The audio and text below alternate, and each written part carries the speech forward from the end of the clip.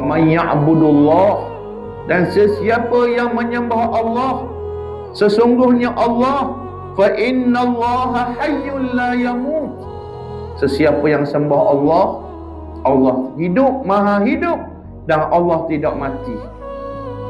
Lepas tu Sayyidina Abu Bakar baca ayat Quran menyebut bahawa sesiapa yang berpaling tadah, sekiranya Muhammad mati ataupun terbunuh, dan sesiapa yang berpaling tadah, sehingga akhir ayat baru sedar.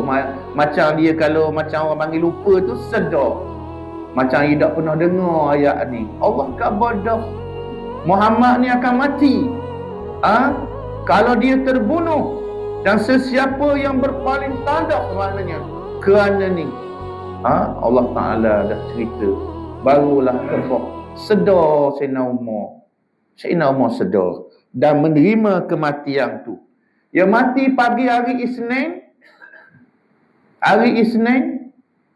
siang hari tu tak tanang lagi. Malam Selasa tak tanang lagi. Diriwayatkan malam Rabu baru tanang. Malam Rabu, kerana sahabat-sahabat yang mari ramai ni nak bertemu, nak melihat Nabi, nak semayang jenazah Nabi, bagi menghormati para sahabat satu.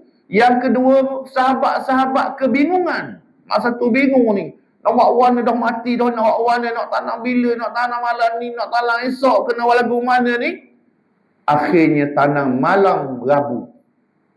Malam Rabu diriwayatkan. Tak kala baginda wafat, Fatimah anaknya berkata, oh ayahandaku. Ayah dia mati dah. Jadi cakap kat ayah dia, oh ayahandaku, dia telah menyahut seruan Tuhan yang telah memanggilnya. Baru dia tenang balik. Fatimah tenang. Sedih. Pak, dia beriman, kuat iman. Sedih. Ayah dia tu Nabi. Bukan ayah biasa, ayah Nabi. Ayah biasa pun sedih dah. Ni ayah Nabi ni, yang berjasa maknanya kepada dakwah, kepada para sahabat. Orang masuk Islam kerana ayah dia, dan ayah dia seorang yang baik. Sedih habis kira lah. Tapi dah ada iman, ada kesedaran. Dia nak tenang hati dia. Lalu dia berkata, oh ayahandaku, dia telah menyahut seruan Tuhan yang telah memanggilnya. Dia kata, ayah, Allah Ta'ala panggil dia. Jadi kurang sedih lagi kata gitu. Ayah Tuhan, Allah Ta'ala sayang ke ayah aku. Kita pun kena kata begitulah. Apabila mak kita mati, kita pun sedih. Allah sayang mak aku. Adik-beradik kita mati, kita sedih juga. Kita nak tenang hati kita ni.